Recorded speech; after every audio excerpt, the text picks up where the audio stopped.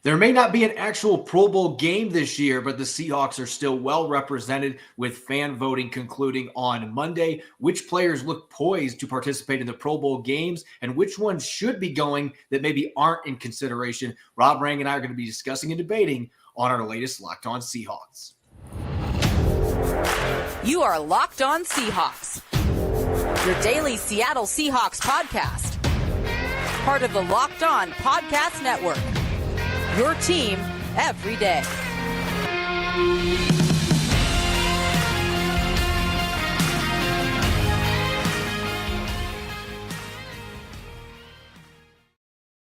Greetings, 12. This is Corbin Smith, your host for Locked On Seahawks. Joining me for our Tuesday episode, my co-host in crime, Rob Rang. A special thanks to all the 12s out there, as always, for making Locked On Seahawks your first listen 5 days a week. We greatly appreciate it. And a special welcome, of course, to our new listeners as well. Hope you enjoy the show and will become a regular listener. We've got a loaded Tuesday episode coming your way. Pro Bowl balloting, at least from the fan perspective, concluding yesterday. How did the Seahawks fare? Which ones look poised to be involved in the first Pro Bowl games in February? Plus, we'll be dishing out some takes for Tell the Truth Tuesday and taking a first look at the Kansas City Chiefs, Seattle's upcoming opponent in Week 16. This episode is brought to you by Ultimate Football GM.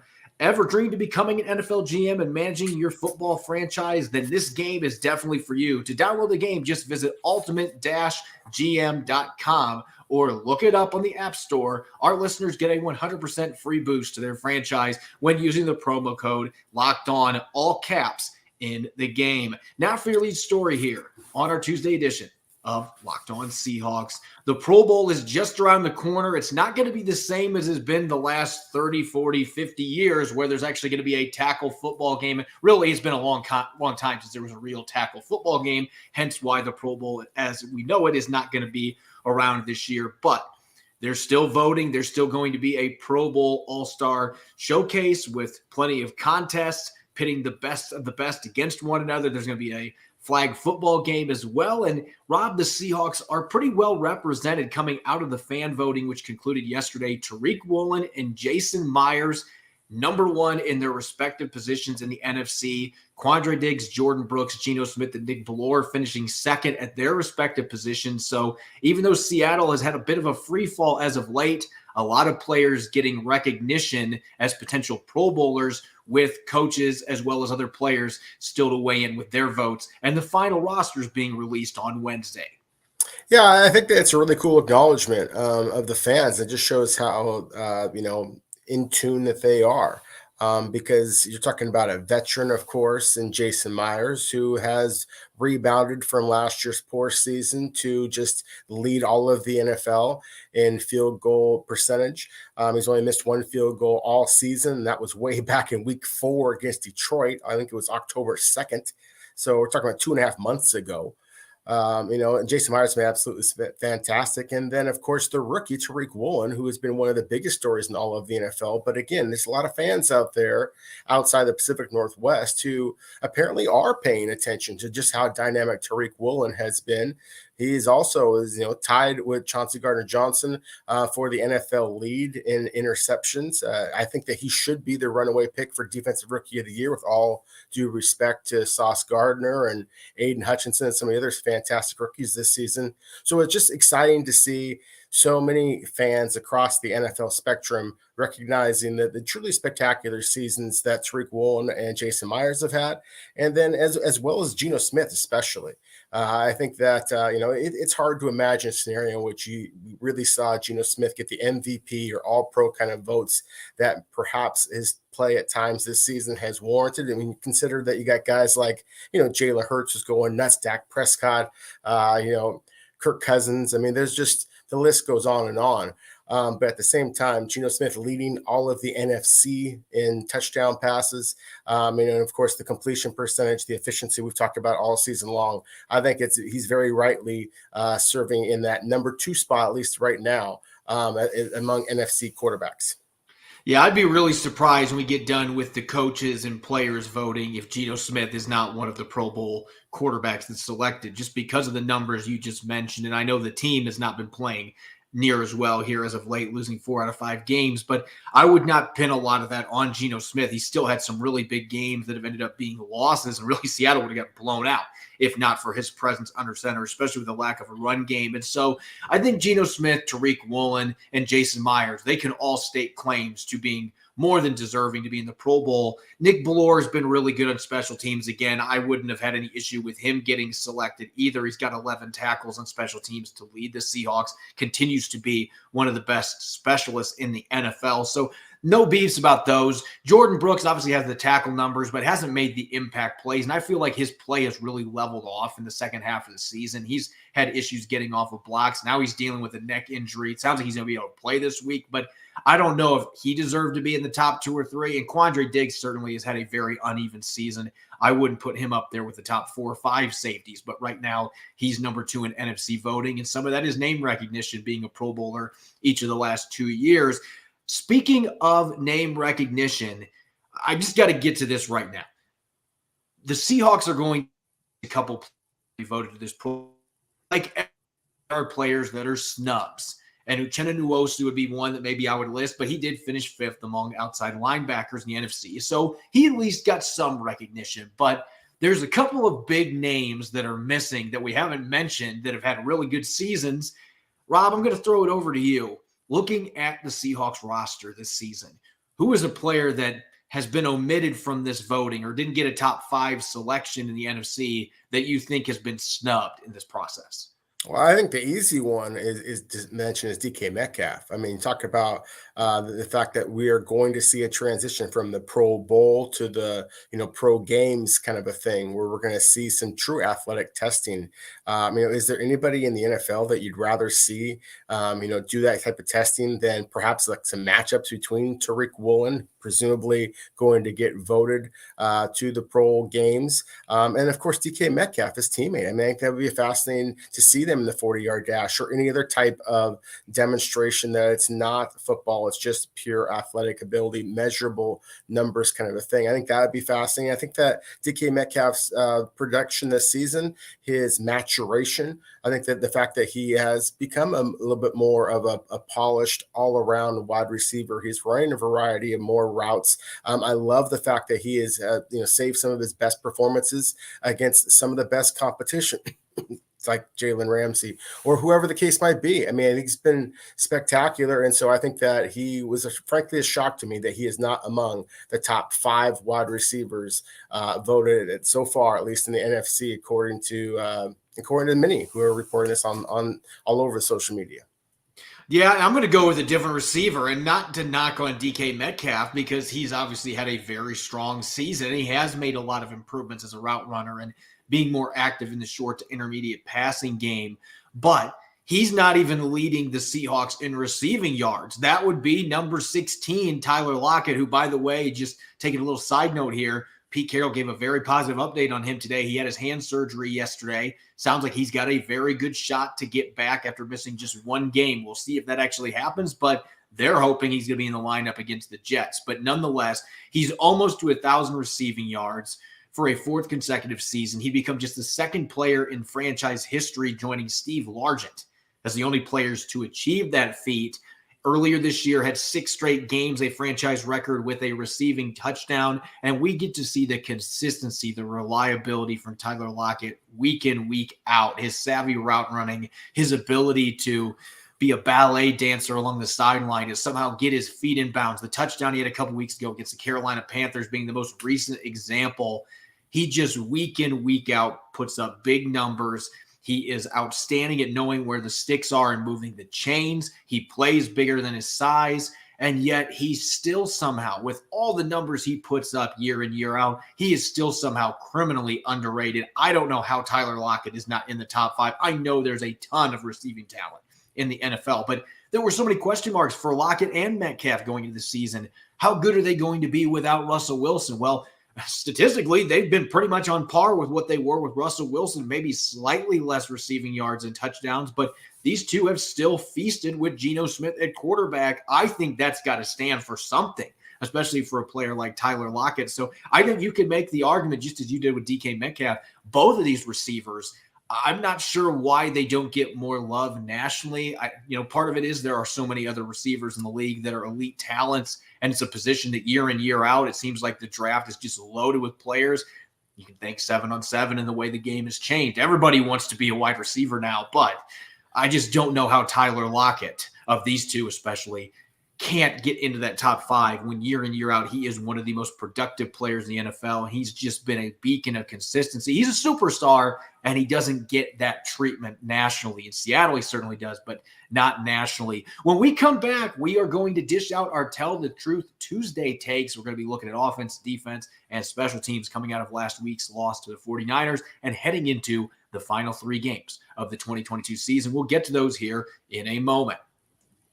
I'm really geeked out about our new partner and sponsor of today's episode, the mobile game Ultimate Football GM. If you've ever dreamed of becoming an NFL GM and managing your own franchise, your dream can come true, and this game is definitely for you. Manage every strategic aspect of your team, play through the season, and lead your team to glory. You're responsible for hiring the right coaches and coordinators, trading players, making draft picks, navigating your franchise through free agency and the draft, and all the ups and downs of the season. All of this in a challenging and realistic game world. Ultimate Football GM is completely free and playable offline. Play on the go as you want and when you want to. I'm currently managing the Honolulu Sharks and working on conducting a youth movement since I took over a team full of players in their early to mid-30s. I'm hoping to quickly rise back to contention, beating out all the other Locked On hosts in our virtual league. It's a blast, and our listeners should join in on the fun in their own league. Locked On Seahawks listeners get a 100% free boost to their franchise when they use the promo code Locked On. That's all caps in the game store. That's Locked On with all caps. So make sure to check it out today. To download the game, just visit ultimate-gm.com or look it up in the app stores. That's ultimate-gm.com. Ultimate Football GM. Start your dynasty today.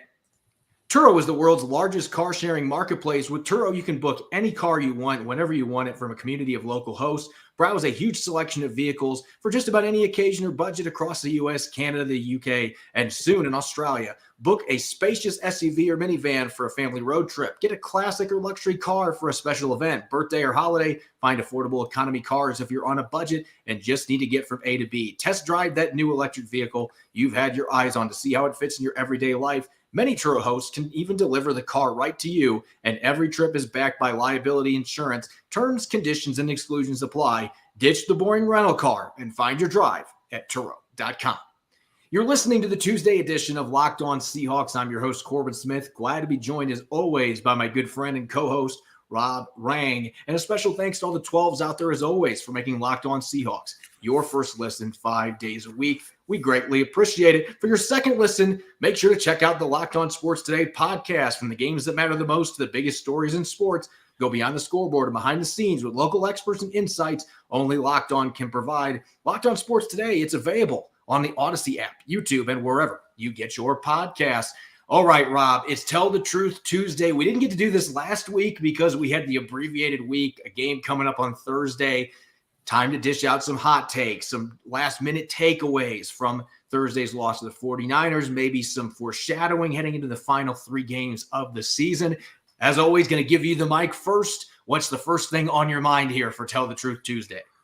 Well, Corbin, I think the first thing when you go back and you watch the tape, at times it was every bit as ugly as statistically and the first time I viewed it. But at the same time, I think that one of the positive takeaways you can take from that game is the fact that Seattle's run defense did actually play pretty well. And that was against a team that was looking to establish the run and protect the rookie quarterback. Obviously, your upcoming opponent, Kansas City Chiefs, they've got an entirely different type of a quarterback that you have to worry about. But still, it was encouraging to me because one of the things that you said in yesterday's show that really struck me, I think made an awful lot of sense, is just the sense of panic that had to go through the Seahawks when Brian Monet went down. Knowing that they didn't have Al Woods, knowing that they suddenly are going to have this huge gap at the nose guard position, the way that Poona Ford and certainly Miles Adams, LJ Collier, Shelby Harris, Quentin Jefferson, the way that they kind of came together and sealed and made a much more formidable front than I thought the Seattle was going to be able to offer in this game. Obviously, the 49ers were able to get the big run at the very end of the game to seal it. But up until that point, Seattle did a really nice job in slowing down the running game. Yesterday, I kind of mentioned the possibility. I thought that Seattle might look for other defensive linemen out there in the market. At the same time, considering who they're facing this next week again with Mahomes, and they're going to want to throw the football, I think it does make sense just to kind of stick with what you got with Miles Adams and be able to offer a little bit more pass rush from the inside. Because again, clearly Seattle did show the ability to kind of bow up when they needed to. I'll certainly dish out some positives during the segment, but I'm not going to start off with that. And when you lose 4 times in 5 games, typically there's going to be a lot more negatives. And the thing that has really jumped out to me when we have watched this Seahawks offense struggle to be able to run the football, a lot of that has been on the offensive line, but also I feel like we are starting to see that there is a gap at the running back position. Travis Homer is a fantastic special teams player. He scored a touchdown against the Raiders. He can do some things on offense, but he isn't that third down back that I think the Seahawks absolutely need. So in my opinion, going into this offseason, adding a third down specialist in the backfield to go with Ken Walker III, if they end up bringing back Rashad Penny, who knows what's going to happen on that front. But Penny's not going to be your third down specialist. They need to find somebody that can upgrade that third down spot, because I think in today's NFL, it is absolutely critical that you have that change of pace back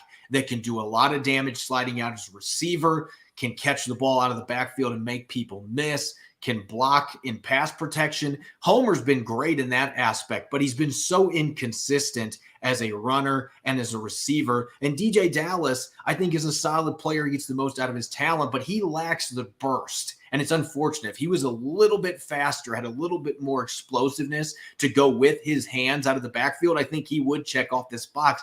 I just don't know that he is that third down back that I think you have to have in today's game that has that explosiveness and can create as a receiver out of the backfield. And just look at the Chiefs even. They were able to revitalize Jerick McKinnon's career after all those injuries he had with the 49ers. That's the kind of player that I think the Seahawks need to add to the fold. They need somebody that's truly a weapon in the passing game and can also protect a little bit. You can move around.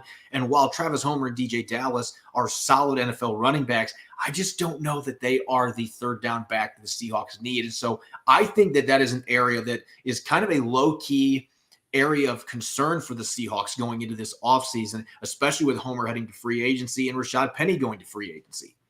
Yeah, no question about it. I think their running back is actually a surprisingly high position of concern for the Seahawks for all the reasons that you just gave. And I think that it was entirely appropriate as well, just to kind of, mention Kansas City Chiefs and the way that they've able to, Jerick McKinnon has revitalized his career, as you said. Isaiah Pacheco has been a heck of a find this year as a rookie for them. Clyde Edwards-Helaire. I mean, those are 3 backs that all of them have enough speed and certainly the hands out of the backfield to be very effective in exactly the type of role that you were just kind of commenting on, Corbin. To me, one of the things that is concerning is and it kind of ties in with exactly what we're talking about here, is just the struggles with Seattle's offensive line to be able to create holes for their running game. And San Francisco was able to do that at Lumen Field. I have huge concerns about how effective Seattle is going to be able to get any kind of movement on the road at Arrowhead. I look at the San Francisco 49ers, and of course they are led by Nick Bosa, but Eric Armstead was spectacular. Samson Ebukam was very effective as well. You look at the Kansas City Chiefs, and, Frank Clark is a terrific football player. George Karlaftis, the rookie, another really good football player. But it all starts with Chris Jones in the middle. This guy is an absolute monster. And so for this exact same reasons why I think that San Francisco was too big, too nasty, too powerful at the point of attack, unfortunately, I see very similar types of things to be concerned about the Kansas City Chiefs this weekend as well. I actually think that this may be the biggest problem the Seahawks have to deal with. And obviously, Patrick Mahomes is always a problem, and he is a top MVP candidate, one of the best quarterbacks in the league. But you can make an argument that the Chiefs have a more talented all-around defensive line. than what the 49ers do. Obviously, Armstead and Bosa are monsters, but you mentioned Chris Jones, Karlaftis. They have Carlos Dunlap, who Seahawks fans know well, and he's made some nice contributions this year. Frank Clark is still a very solid edge rusher.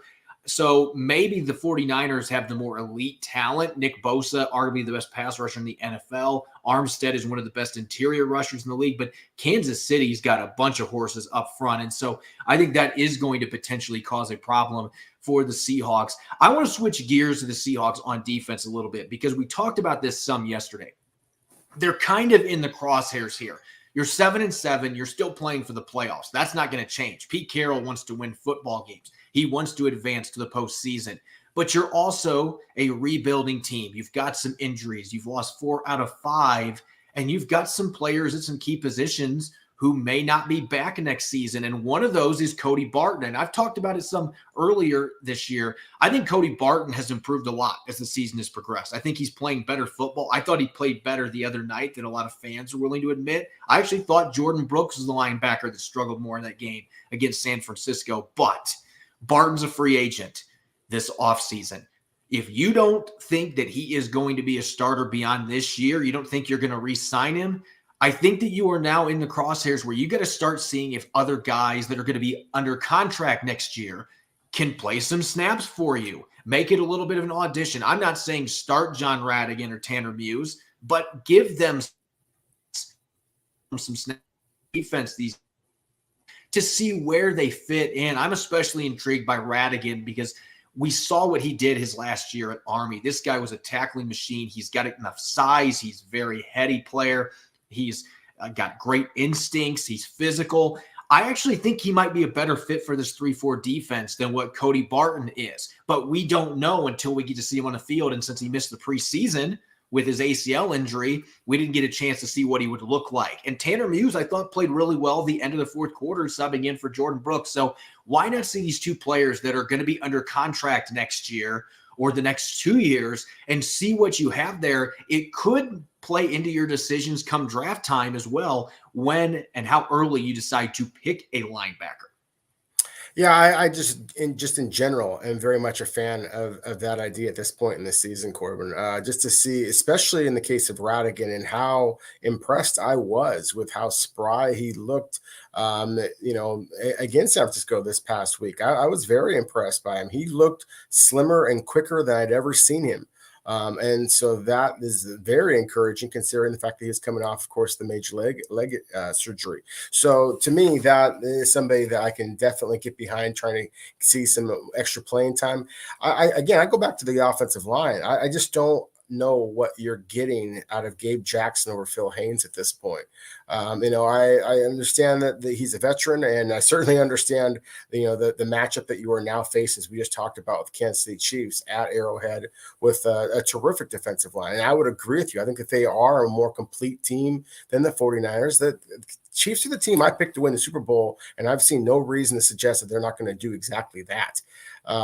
So I just think that this is a really difficult team. But at the same time, if you are going to go with that youth movement, then I think that it would make some sense along the offensive line as well. Finally, from my last kind of takeaway, though, I think that if you are going to have that conversation already about what you're doing in 2023, then I think you have to really look at, who on your team actually fits in with this kind of a 3-4 alignment. Now, we know that's not a traditional 3-4 alignment, but there are certain body types and some of the players that Seattle has selected highest or paid the most just look like kind of square pegs and round holes. And, you picked the perfect picture there. For those of you watching on YouTube, Corbin does a great job always on these types of things. And Jordan Brooks would be one of them. I mean, he is more of that classic 4-3 chase linebacker. Poona Ford, the player, as some have mentioned many times, is getting more money this year than anybody else. Is just basically not a great fit in the 3-4 alignment. He's got long arms considering his 6-foot frame, if that, but still not as long arms as what you ideally would like to have in a 2-gapping type of a system. Darrell Taylor was expected to be a superstar, but clearly has not been. So I think that there has to be serious conversations about what Seattle should do. Is it easier for a coach like Pete Carroll and, this whole allotment of coaches that he's brought on the defensive side of the ball, some very talented coaches, but they're doing a system that really doesn't cater to either their own strengths and experience as coaches. It certainly doesn't fit in with a lot of their players as well. And that's been the biggest issue for why Seattle's defense has stayed sunk for most of this season. Real quick, I want to give some love to the coach that I think, if I had to name a coach of the year on the Seahawks staff, a few weeks ago, I probably would have said Pete Carroll, but with them now being 7-7, I got to go with the man that's had the unit that's been consistent all year, and that is the DVOA #1 ranked special teams unit that is coached by Larry Izzo, and he is doing a phenomenal job. I'm going to say this. This is my hot take for the day, and I don't think it's a hot take.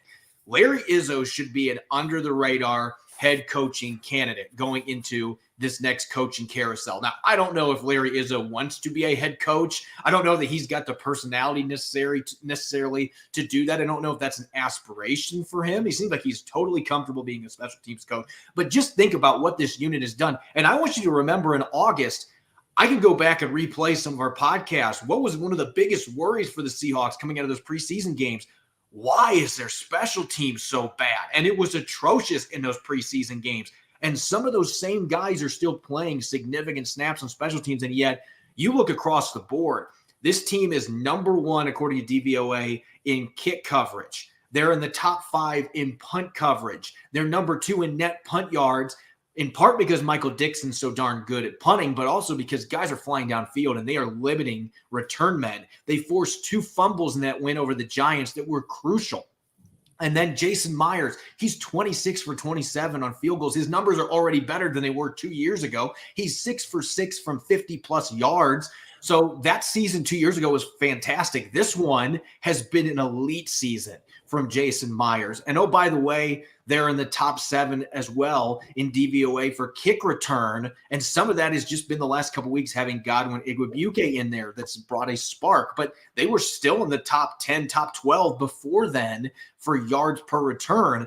And so give Larry Izzo a ton of credit, and Tracy Smith, the assistant, as well. They have done a fantastic job, and you're seeing young guys getting thrown in the lineup like Tariq Young and Joey Blunt, and they're coming in making impact plays. Travis Homer missed 5 games. They had a new long snapper. Carson Tinker has been fantastic. We haven't talked about him, so he's been good, replacing Tyler Ott. And so you consider all those variables. The Seahawks, for all the issues they've had the last 5 weeks, the special teams has been the one thing that has remained consistently good for them. And Izzo deserves all the credit in the world for that, mixing and matching players, coaching these guys up, developing young guys.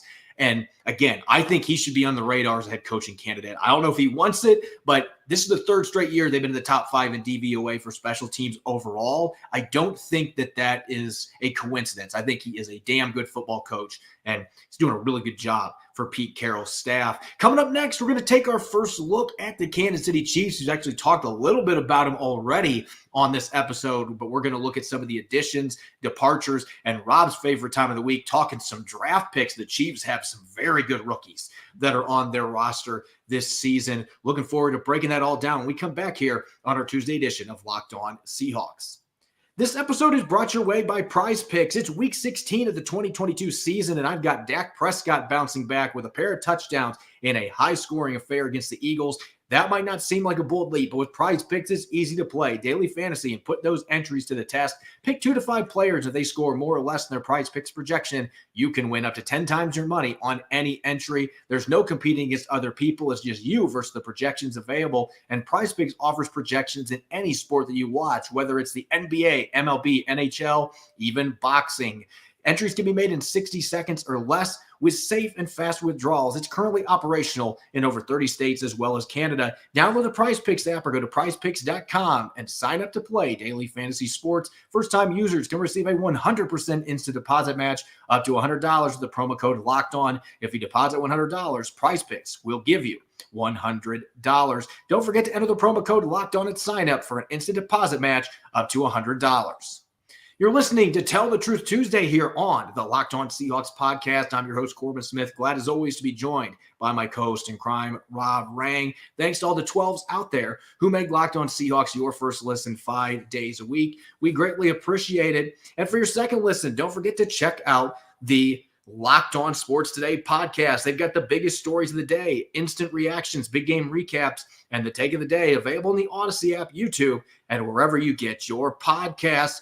The Seahawks looking to get back on track in a must-win game at Arrowhead Stadium. And I'm just going to say this right now, Rob. I'm not going to be able to go to the game, but thank goodness for the reporters being in the press box because they're calling for -6 with wind chill at Arrowhead Stadium this weekend. It is going to be on par with that Vikings playoff game from about 6 or 7 years ago. And I was at that game and I was in the stands, and I can tell you, that is a different kind of cold when you are dealing with those kind of elements. Nonetheless, you're not just going to be dealing with the weather.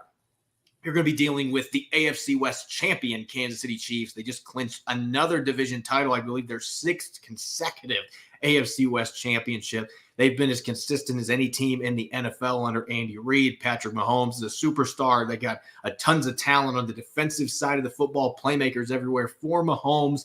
And it's crazy, Rob, because this team had so many big changes on the roster this offseason, including losing Tariq Hill, trading into the Dolphins.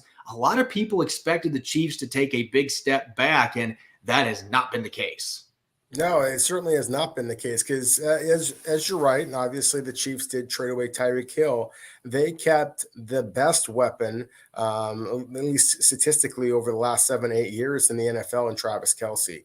And, that's the thing is as good of a player as Tariq Hill is, nobody has been more reliable, showed a greater connection with the quarterback than Travis Kelce. Has just been absolutely unguardable at times.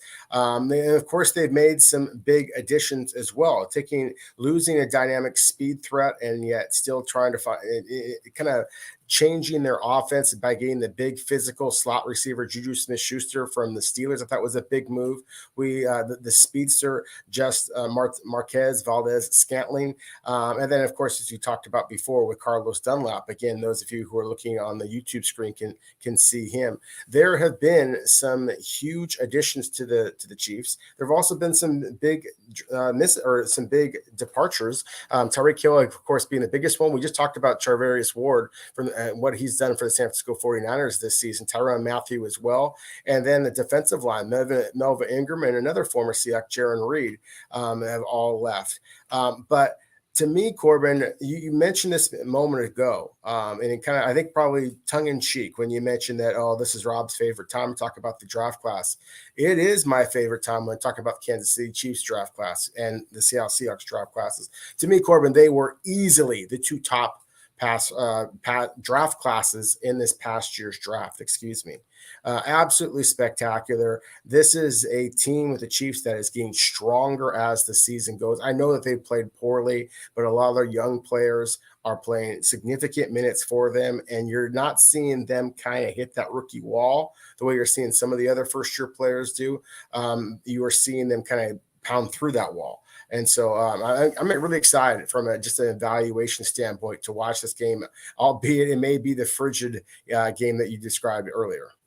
Yeah, I think if you're looking from a Chiefs standpoint, the one thing that they've really got going for them heading into this game, away from the fact that, they've won 11 games, they've won the AFC West, they still have a chance to be the number 1 seed and get a bye in the conference. This is a pretty darn healthy team. They only have 5 players on injured reserve. And as far as notable players, Clyde Edwards-Helaire, the former first-round pick out of LSU, he's on IR. And McCole Hardman, the speedy receiver out of Georgia, is on IR. But it sounds like, based on what Andy Reid said today, that he has a very good chance to practice this week and be activated by the Chiefs. So the Seahawks are going to have to deal with their receiving core in full. And that's not something that the Chiefs have really had most of this season. There's always been 1 or 2 receivers banged up throughout the year. They have a chance to be at full strength in this game going against Seattle's defense. They're still going to have plenty of weapons in the backfield, even without Edwards-Helaire. So this is a very healthy team, particularly on the defensive side of the football. And they've been able to offset a lot of their departures. Now, obviously, Tyreek Hill, the players that they brought in are not going to replace him by themselves, but Smith-Schuster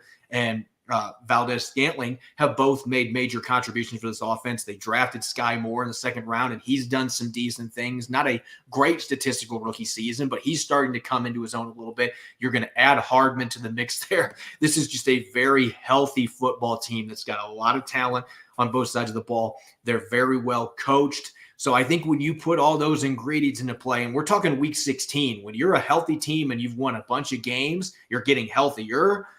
Those are typically the teams going into the playoffs that scare you the most. And even though the Chiefs are coming off a game where they didn't play very well against the Houston Texans, and they could have lost to the one-loss Texans in that game, they still found a way to get the victory, and that's the mark of a championship squad. You have to expect they're going to come out hungry, ready to play, because they still have plenty to play for with that number 1 seed within sight.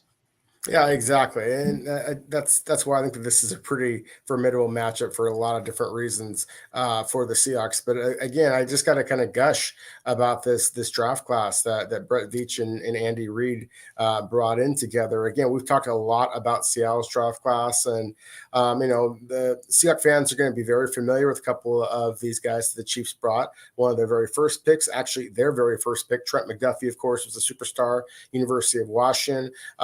Their third to last pick was Jalen Watson, the cornerback that we talked a lot about from Washington State, and how well he fit in with what Seattle is looking to possibly do. Both of them have been spectacular at times for the Chiefs. Jalen Watson has a pick 6 from the end zone, longest touchdown you'll ever see in an NFL field or in any field for that matter. They've been spectacular. Karlaftis doesn't have great statistics, but he started all 14 games as a rookie, Corbin, and some of the plays that he does make just really show off his veteran ability. And then Pacheco has really been a spectacular find for them. In the 7th round pick that is now arguably the most dynamic running and receiving threat on their squad. Again, it's just really made Andy Reid's team that much more difficult to defend. And considering that they already have Mahomes, already have Kelsey, and then just brought in all of these other players that just kind of fit, that make, 2 aces can, be a winning hand if you have a couple of other cards that kind of just fall into your lap. And that's exactly what happened with the Kansas City Chiefs in the 2022 draft class. It's one of those cases the rich get richer. From the Seahawks perspective, you traded Russell Wilson, you released Bobby Wagner. So you had a bunch of high draft picks in last year's draft. You were expected to bring in some game-changing players. Obviously, the Chiefs acquired a draft pick for Tyreek Hill in the first round, and they turned around and used that to go out and get McDuffie, and then they had Karlaftis that they got in the first round as well. They had 2 first-round selections, but a team like this is already loaded with talent on both sides of the football, and then they go out and have a really good draft on top of it.